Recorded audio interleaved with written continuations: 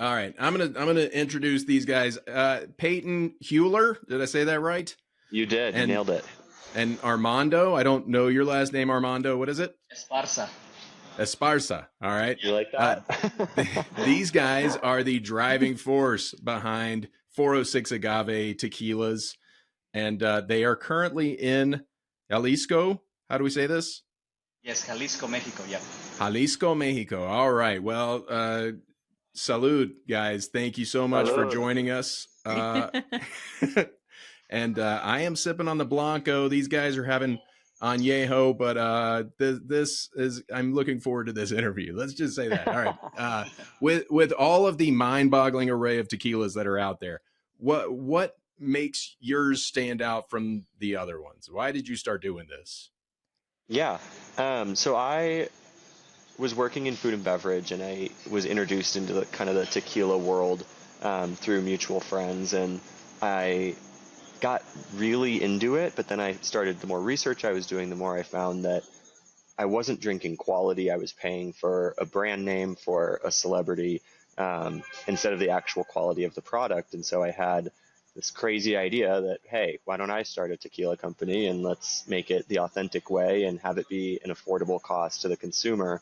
Um, Through a series of fortunate events, I like to say, Armando and I met and found each other, and he is the mastermind behind creating my vision of an authentic, no additives tequila that tastes amazing and is affordable for the consumer.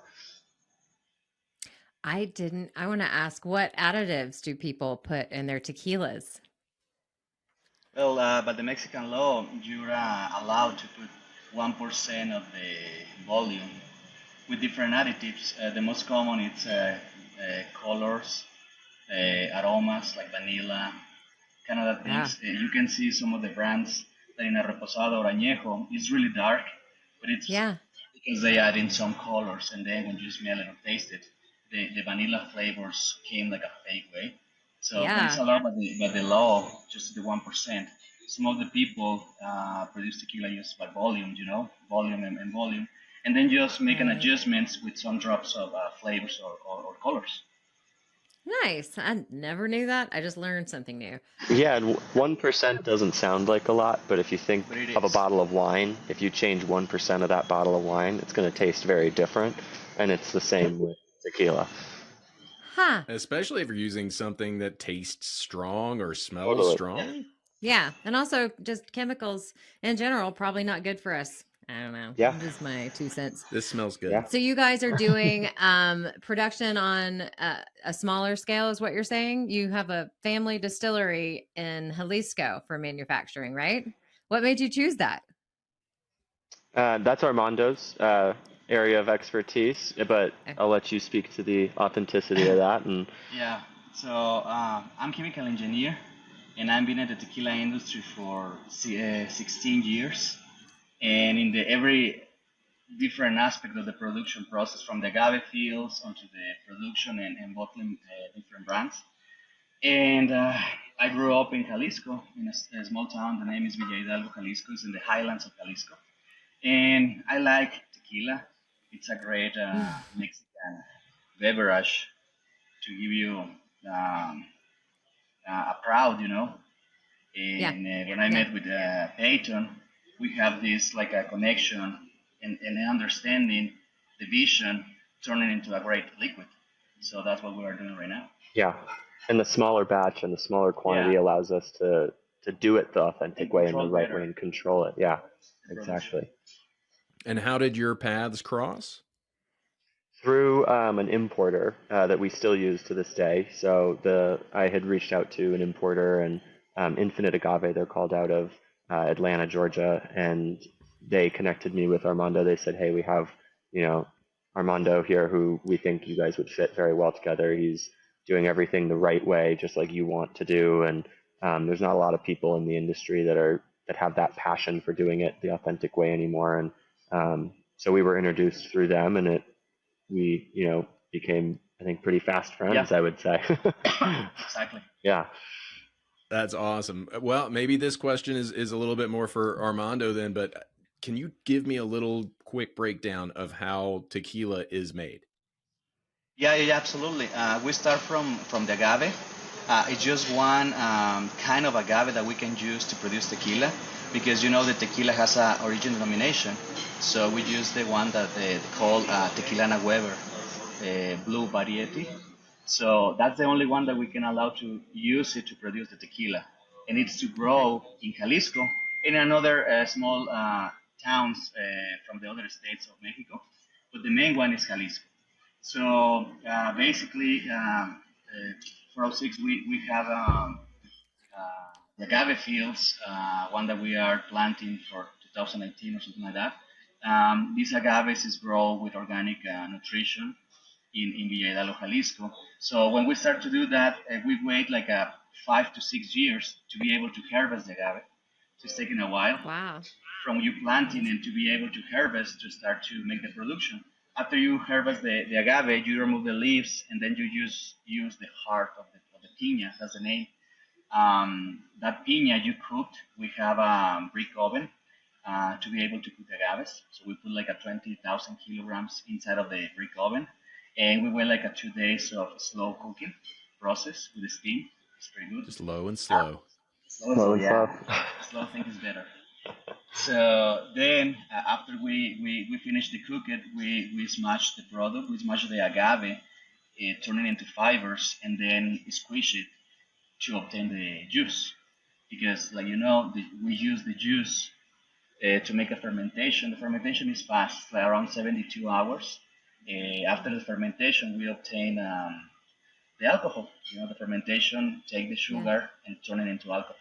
After that, we took the 72 hours fermented juice and put it in we say alambique, so it's like a pot, to make the distillation process. 406 agave has two distillations. And the first one, what we do in the distillation is just to concentrate the alcohol. The first part of the distillation, you obtain alcohol at 35% ABV. And then this liquid you take again and you make the tequila blanco. That is one that you are tasting. One of the difference for the different industries, brands, etc., it's we just take the heart of the distillation. The distillation has three stages. It's head, heart, and tails. So the head and the tails we remove 100% from our process, because another distilleries what they do is reuse it with a different batch, with a new batch, and make it more, you know, more yield. But with 406, we don't do that. We just take the heart of every distillation to be able to have the liquid that you are drinking right now. Wow, that is so much. It is. That's a lot of steps. It's a Yeah, pretty I cool thought process maybe I to was gonna make see my in own real life. tequila. Yeah.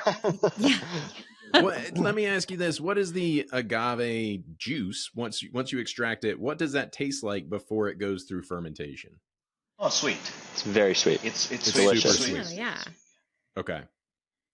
Huh. And does the tequila end up tasting like the agave? Yeah, depending the process. For example, the one that you are drinking right now, you can feel the cooked agave there. You can smell it and thinking like a cooked agave. You can take that kind of aromas because it's the way that we produce it. And we like for 406, the thing that you smell and then you drink match 100%. Some of the brands you can smell and smell really good, and when you taste it, it's really alcoholic, really different. And it's when you understand that it's something else. And the way that we produce 406, it's just the old school, basically. And we're proud because we do small batches to be able to control everything on the process without adding any additive. Because, like I said, we like to take care of each part of the process to be able to obtain the liquid that you are drinking right now. That's cool. And I would be drinking. I've got surgery in a few days, and I felt like I'm not gonna like Debbie Excuses, Downer. excuses. And I was right. like, I'm gonna do all the good things, and then I'll drink the You're gonna be a tequila. good It does. patient. It has. Okay.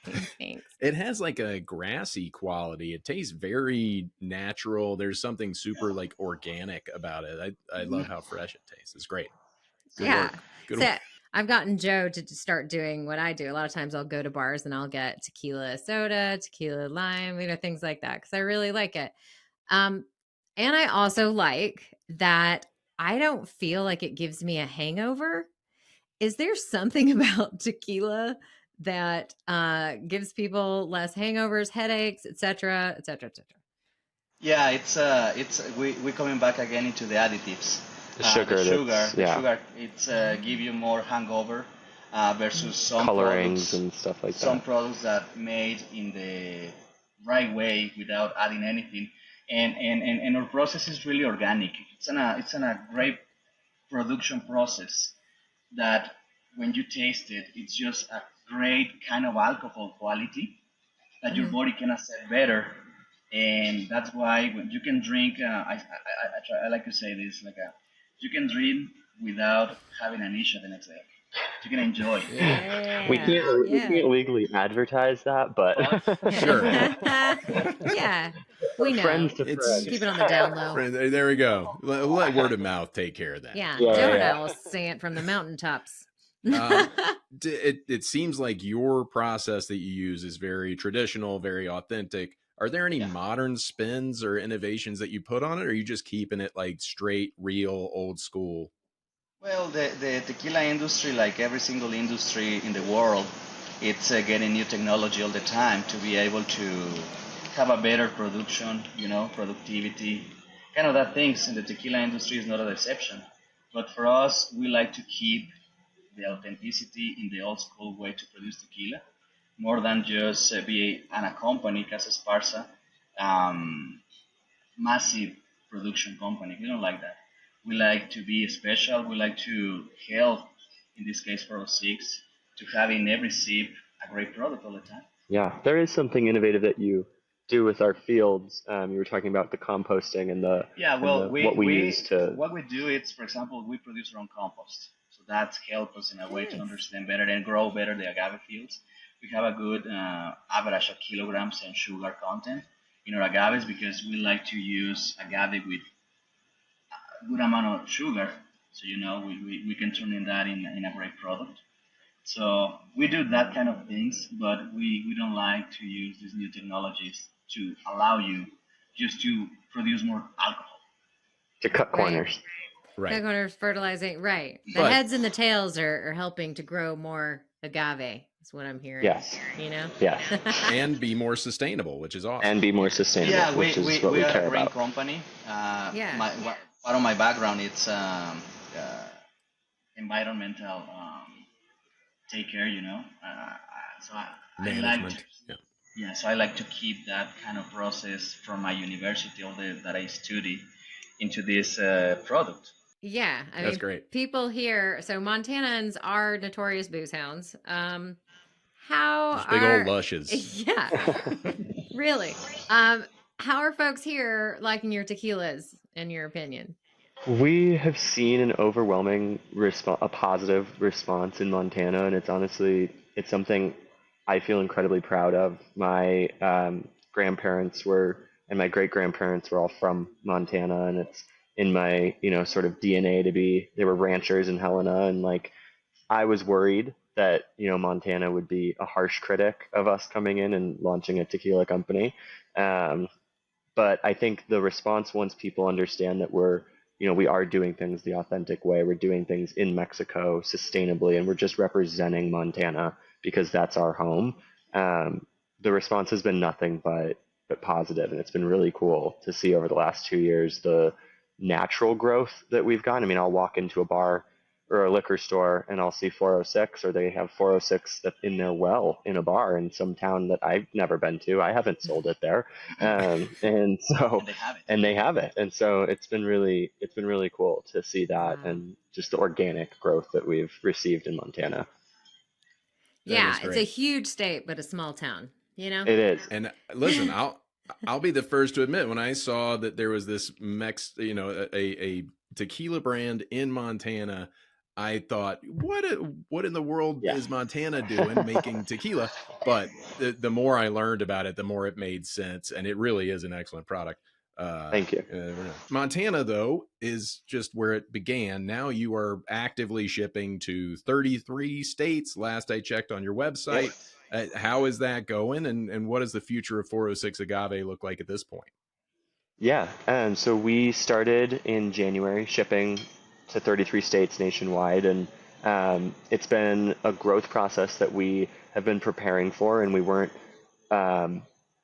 didn't necessarily know what to expect, and we've found that our consumer in Florida, Texas, Arizona, New York, very different than the consumer in Montana. And so we've been marketing and advertising to Montanans for 2 years, and that's what has worked, and we know. Yeah. So finding, what sticks and resonates with these new sort of locations, regions, you could say, People has who been don't really have a 406 area right, code. exactly, and they don't even know what it is. And so we've Right. really had to, as a company, put ourselves in a position of, okay, we need to think about this like you have no idea what 406 means. You have no idea what our product is. You've never heard of us. You've never seen our bottle. You've never seen our branding. What makes it stick out to you and what makes it grab you? And so that's what we've been working on the past now almost 2 months. But it's been a fun process to see orders coming in from all over the country. And, Yeah. randomly, just we're expecting, our Blanco to be our bread and butter with online sales like we've had in Montana. And surprisingly, Añejo is our #1 seller online. And so that's something that we weren't expecting, but it's been really fun to see just the different customers coming in from all over the country and them reaching out and saying how much they enjoy it and sending us photos of them having it with their friends. So, I love that. That's great. yeah, Soon to be worldwide. soon. So That's I know. So as tequila drinkers, what is your favorite tequila cocktail recipe? Just plain in a glass. I A know glass? we know you Yeah. like it neat, but I want to know when you mix it with stuff, what do you mix it with? I typically do soda water with an orange slice. Is kind of my go-to at a bar. I'm not a big lime person, but yeah, I love just a simple orange slice and then with soda water. Cool. Yeah, Yeah. I'm saying Armando just drinks it neat. Yeah, I'm just drinking Straight from the bottle. From the tap in the distillery. Just a that was in your purist. baby bottle, He's know. he's just in the back chewing on the worms from the bottles. All right. Joe has a game. I do have a quick game to He play. makes games. That's all the questions. But Okay. Play this something. this one is called Tequilas de Celebridades. All right, we're going to talk about the celebrity tequilas. Michelle has not seen these. Yeah. I'm going to read you. Sorry. There are at least 35 celebrity tequilas Gee whiz. that I could find. I'm going to read a few of the names of the tequilas. You have to tell me what celebrity owns them. Okay. All right. Pretty straightforward. I'll try and help y'all. Starts out easy, gets hard. The first one is Tesla Tequila. This is an actual Elon tequila. Musk. Elon Musk, that's right. Finally, he has a tequila. Finally, a tequila that pairs well with ketamine. All right. How about Casamigos Tequila? George Clooney, Randy Gerber, and Mike Melvin. There we go. That was a layup. George Clooney. Here's a Clooney. Ocean's 11 was a movie, but this scam was real. I actually like Casamigos. I think it's pretty good. I wrote jokes for all these guys. Okay. All right, I'm gonna read them. I'm sorry. It's what I do. All right. How about 818 Tequila? Miss Kendall Jenner. There we go. Very nice. Wow. Yeah. Okay, I don't know. Good luck keeping up with this tequila, which has dated half the NBA. All right. Speaking of the NBA, how about Lobos 1707 Tequila and Mezcal? It's the Any basketball.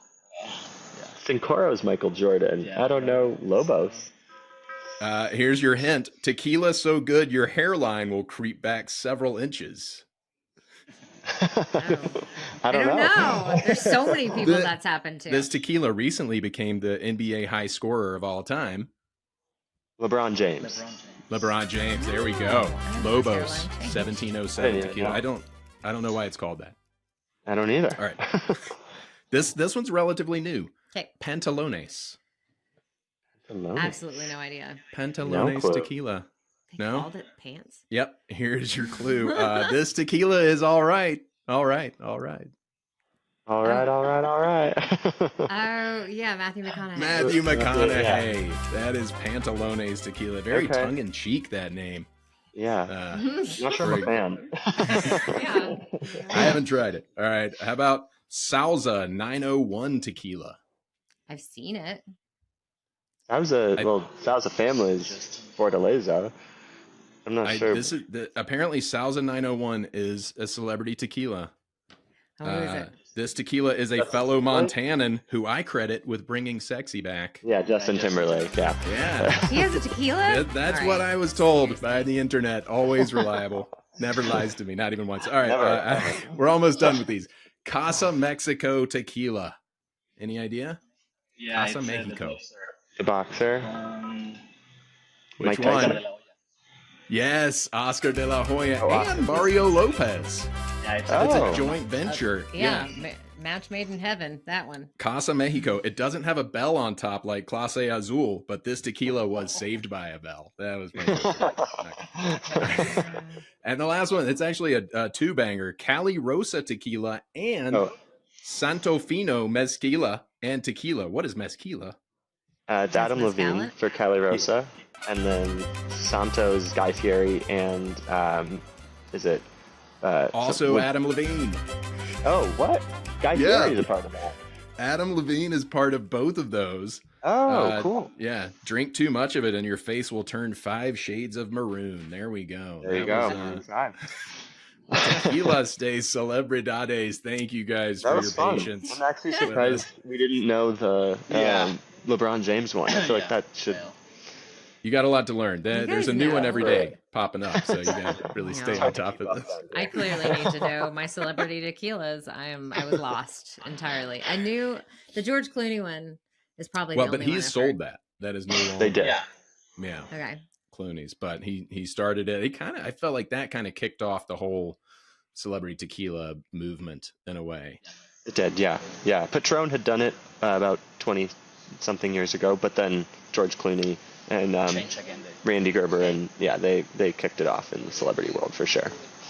All right. Well, guys, it looks beautiful there. Enjoy the rest of your time in Thank you. Jalisco. Yeah. Payton, Thanks for your time. Armando, tonight. mucho gusto. Cheers. Salud. All right, salud. Salud. Hasta All right. luego. And we'll talk soon, guys. I'm going to Gracias. Talk soon. Thank you so much enjoy for having this. us.